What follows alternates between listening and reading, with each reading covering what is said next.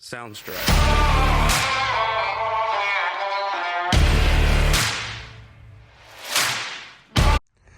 Look at the lineup we have here, and look at this wall. Let's just admire this wall right now.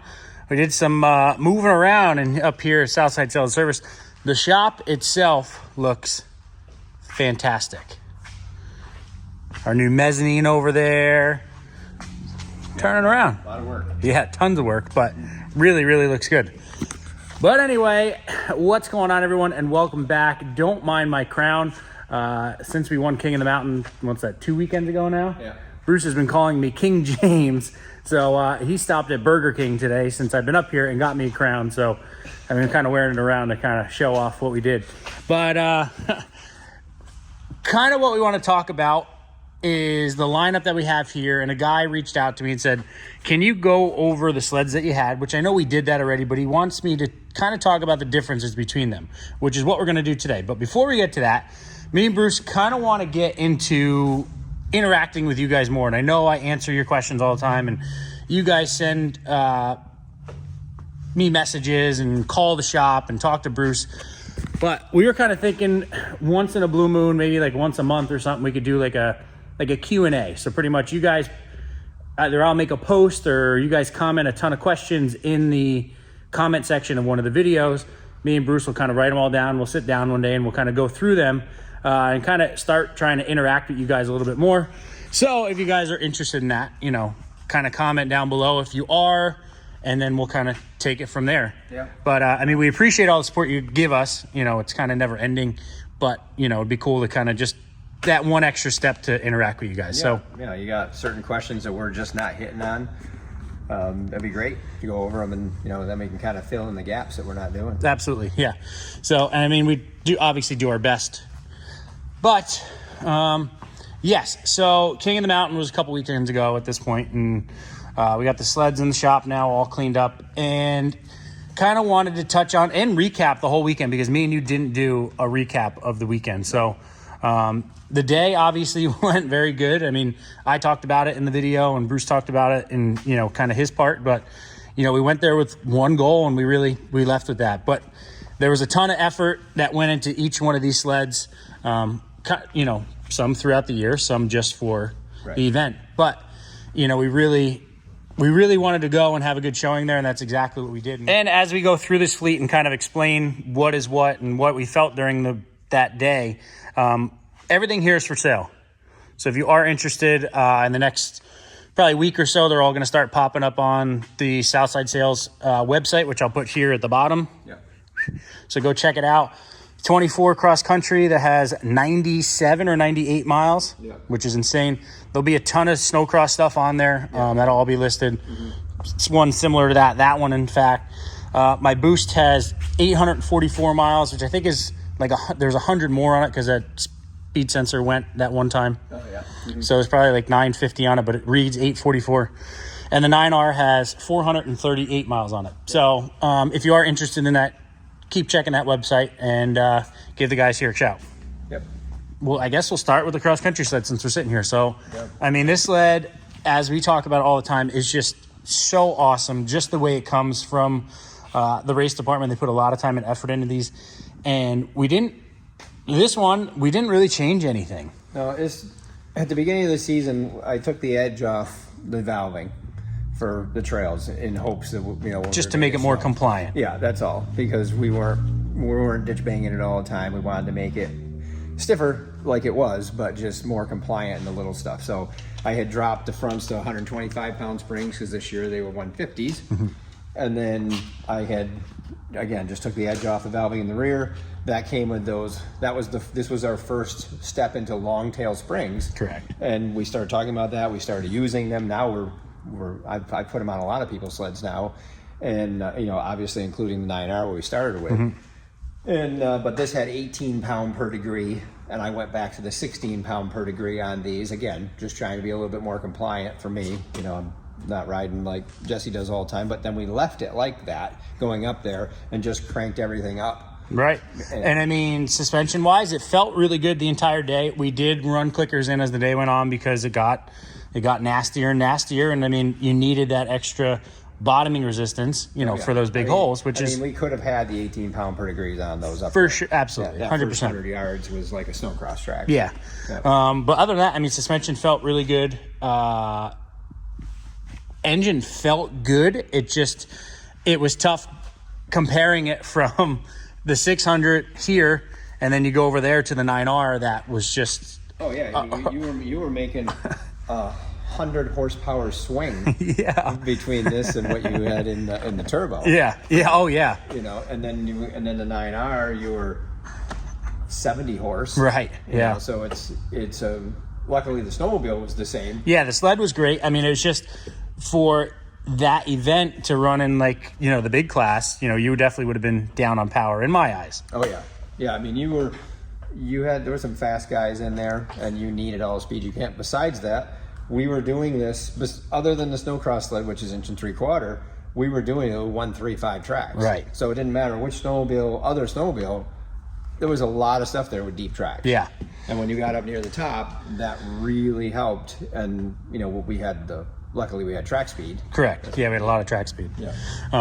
But yes, I mean, that sled was great. It was super comfortable. And I mean, the most similar to the cross country sled would be going to our other side of this line, going to the 9R. Yeah. And I mean, and again, we talk about it all the time. There's the same exact platform.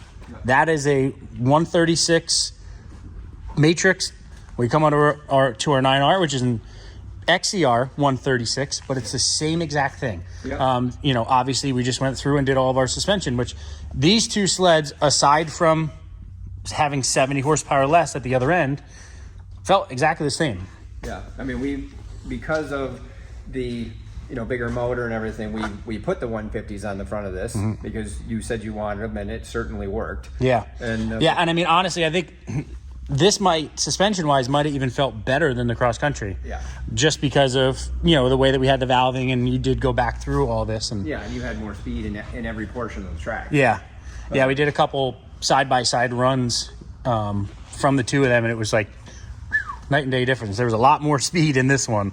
Probably 10, 15, 20 mile an hour difference at some spots. Sure. And then we had the long tail 16-pound per degree on Right. these. So the softer ones. The softer ones, just like I had changed to on that. And yes, everything stiffer. Even went to a rebound shaft in this, so that we like that one because that has a rebound adjust in the ski shocks it comes with that. and the rear. And we did it in case we had to change springs, or we were, because we ended up on high on you. We just didn't want it to be springy, so we just turn the screw. Quick in. Yeah. But yeah, I mean, this thing felt really good, and it just felt very similar to the cross country, aside from 70 more horsepower. Yeah. which definitely did not hurt. No, we definitely needed that going up the hill, because when you got down the line, there was some really good riders, fast riders up there. Yeah.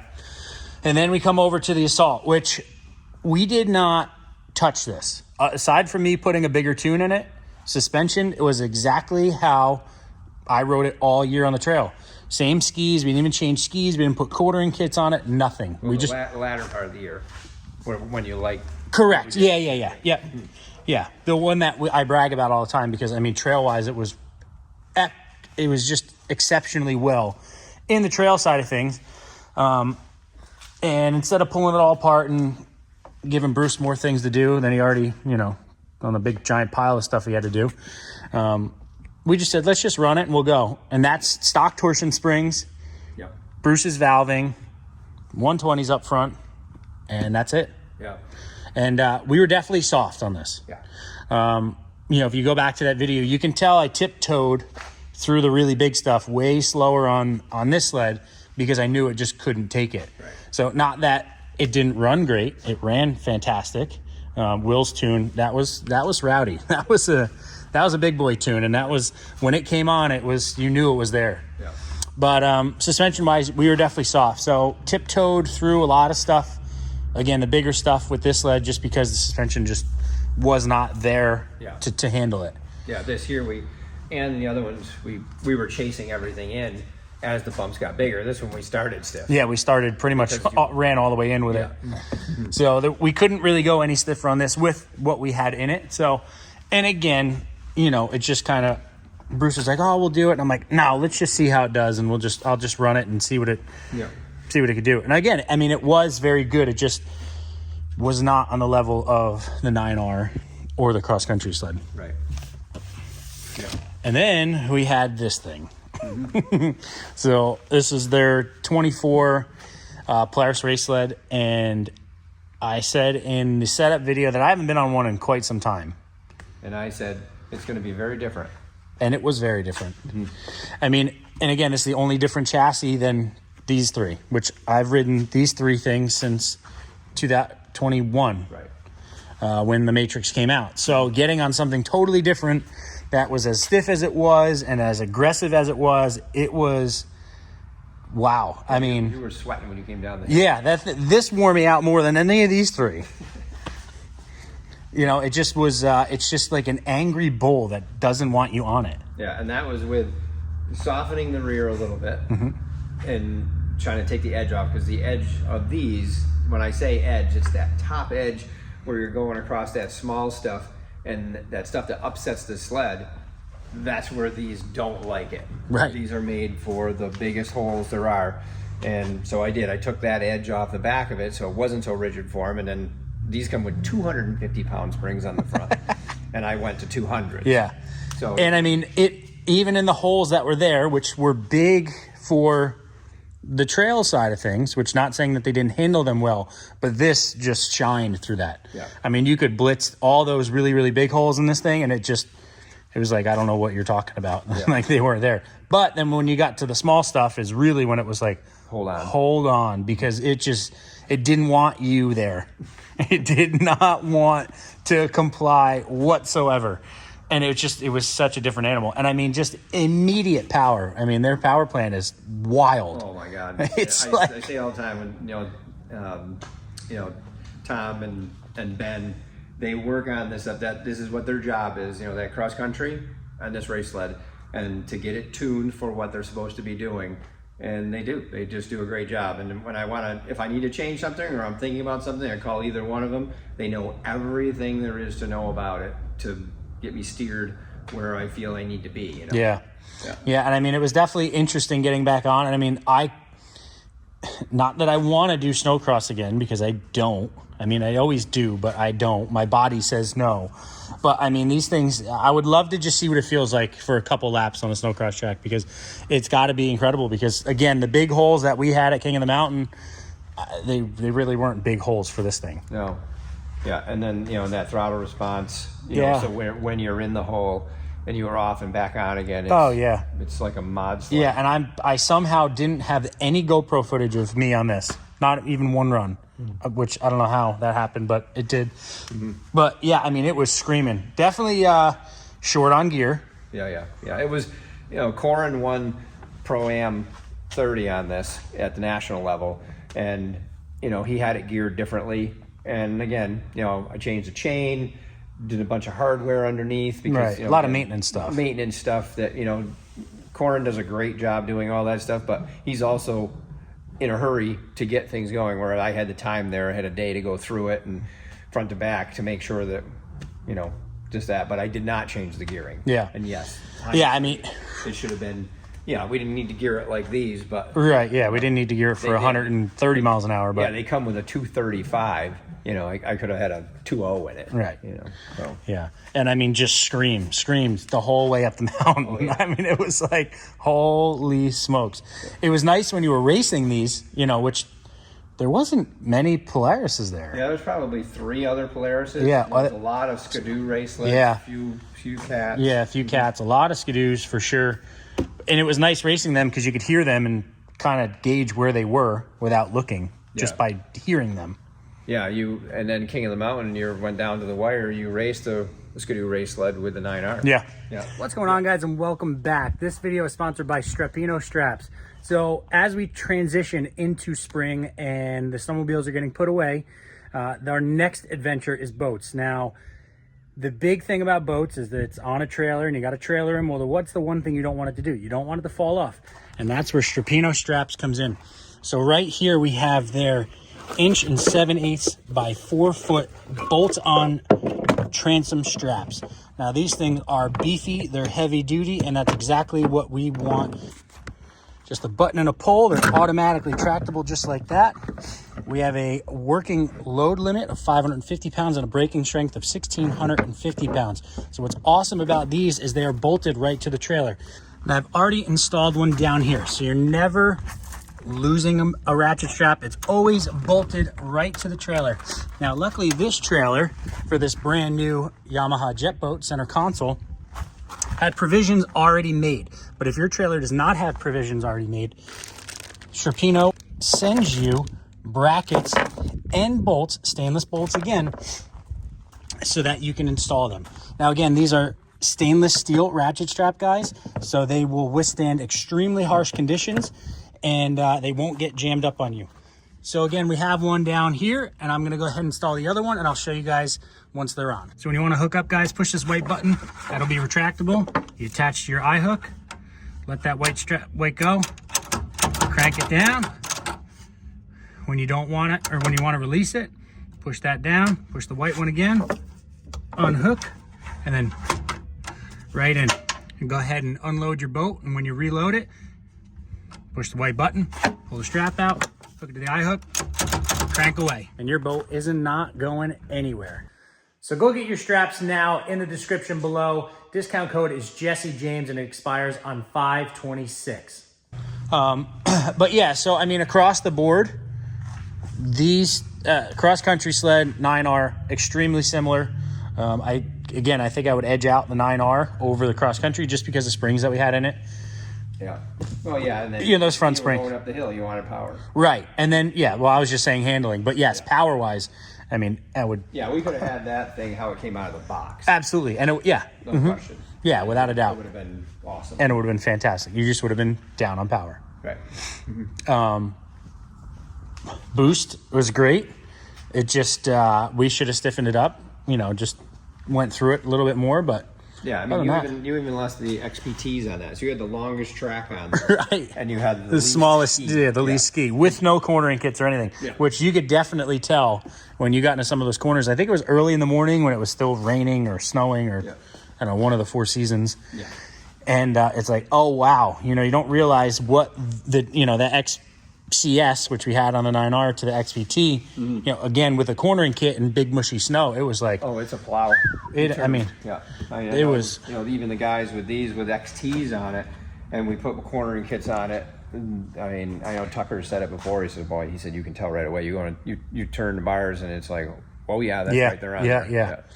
So definitely a big difference. So yeah, this got the least amount of attention for this event. Oh yeah, for sure. Yeah, because you didn't want to come up. I couldn't work, unfortunately. Yeah. But it was great, and I mean, we're excited for next year. We're already contemplating kind of what we're gonna bring for next year. Obviously, we got to see what the classes do and see if they change at all. But but they did a great job up there. I mean, 600 and some odd entries, ran them through all through the day. They did a great job.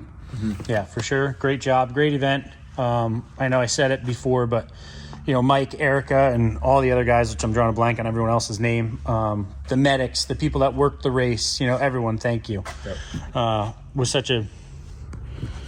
It was a big hit, and I know that was our first year, so we didn't really know what to expect, but obviously being King James, as Bruce calls me now, we'll be back next year to fight for the crown again. Yeah. Like I said, we'll just have to see what the classes do and see what we're going to bring. I ran 5 classes. The end of the day got super crazy. I don't mind that though, because it keeps you warmed up. It keeps you fresh. It keeps, you're on the track the most, which is a really big plus. Yeah. And I don't know. Yeah, it was just a really good time. But sled wise, they were fun. All of them were different. And I mean, getting from one, literally coming down the mountain and stepping from one to the next was wild. And trying to remember what each of them liked and what they did differently it was a challenge, no doubt. But I mean, for the most part, they were all, fantastic. Again, this one definitely wore me out the most. I couldn't wait until that class was done and over with. Again, I'm not used to it either. So it's, it's so hard. It was so different. Yeah. These 3, they're the same for the most part. Yeah. But obviously couldn't do it without all the our trusted partners. Obviously Woody's, CNA, Climb, 139 Designs, Rock Speed Effects, Yeah. Nitro Trailers. I mean, the list really just goes on. Yeah, we did. We had a lot of help, and everybody just jumped right on board. Yeah. And you know, the results show Yeah. when you got the right stuff and what you need. So definitely fun. The rider worked out pretty well. Yeah. He kind of remembered how to ride a snowmobile. I said that before. That's fine. We learned. Bruce is enjoying rooting for me now. Yeah. Oh yeah. Yeah, I like it a lot. Yeah, it's a good thing. First time you lose though. Oh yeah, it's gonna be a big downer. Big downer. It's gonna be a real dagger in our side for a while. But yeah, guys, any questions, comments? You know, I love doing it. It's fun. We had a lot of fun. Yeah.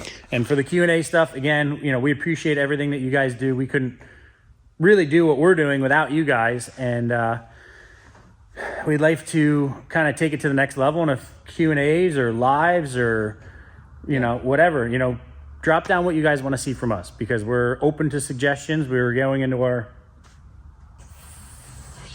3.5 anyway. 3.5, fourth year. I think fourth full winter will be together next year. Yeah. So, let us know what you guys want to see. If you guys like the racing side of things, which, you know, it seems to be doing well. The cross country race stuff videos went really well. This race video went well.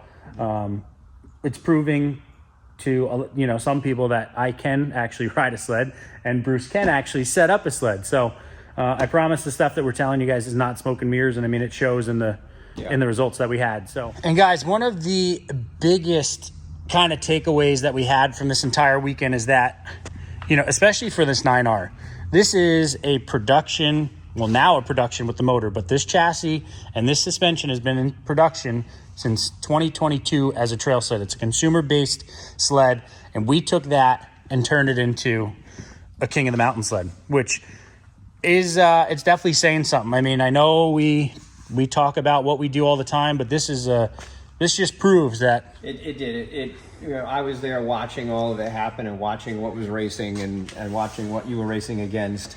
And again, guys, Bruce has been in the racing world. He's had a snowcross team for 20 since the mid 90s. Yeah. So quite some time now. So he's seen it all. So go ahead. And what a snowmobile can do, that's when it's made to do something, you know, goes back to a race sled like this and what the race department has done to the, you know, when I was getting them back then, we had to do an unbelievable amount of stuff to them to make them go out on the track. Nowadays, they are so close. We all do our little trinkets that we like to do to them to make them go out on a track, but in general, it's a purpose-built piece. Well, that is a purpose-built, the 9R XCR was a purpose-built piece as a trail sled. Yep.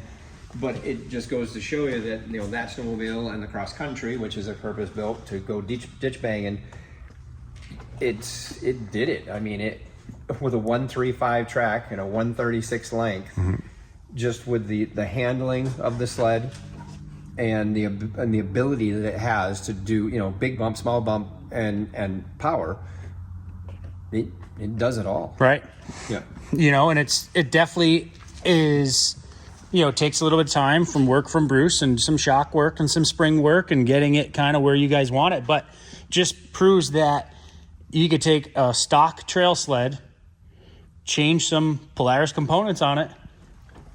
and that's key right there. You know, obviously the CNA we use, you know, the race sled comes with CNAs, the cross country sled comes with CNAs. So Polaris does use that product in the line, and obviously we use it on everything.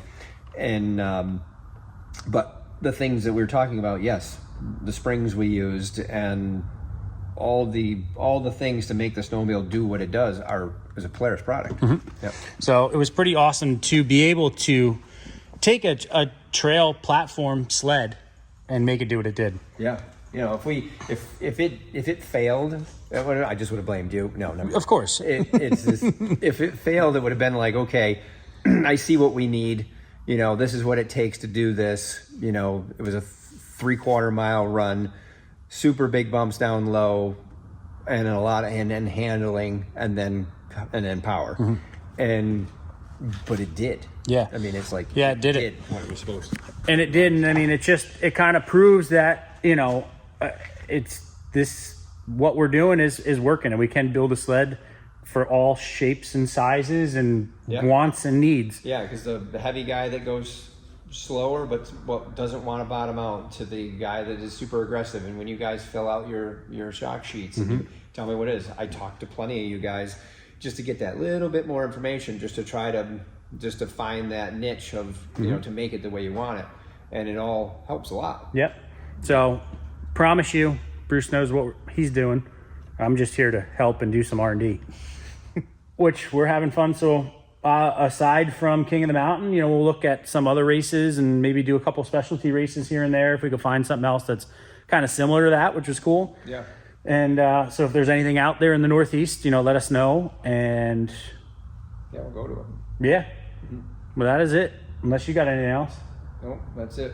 So that's going to do it, guys. Thank you to you guys. Thank you to all of our partnerships. It was a hell of a winter, and probably have maybe one or two other winter-oriented videos here coming up. Yeah. If I could get to them, and then there'll probably be some summer stuff, some boat stuff. We'll try and keep the channel active throughout the summertime, and come back up to Bruce's, and we'll do some stuff. And I'd like to, I don't know, do a couple things. And Yeah, we will. but other than that, if you need us, you know where to find us. But thanks again. Make sure to like, make sure to subscribe, and we'll see you guys in the next one. Sounds good.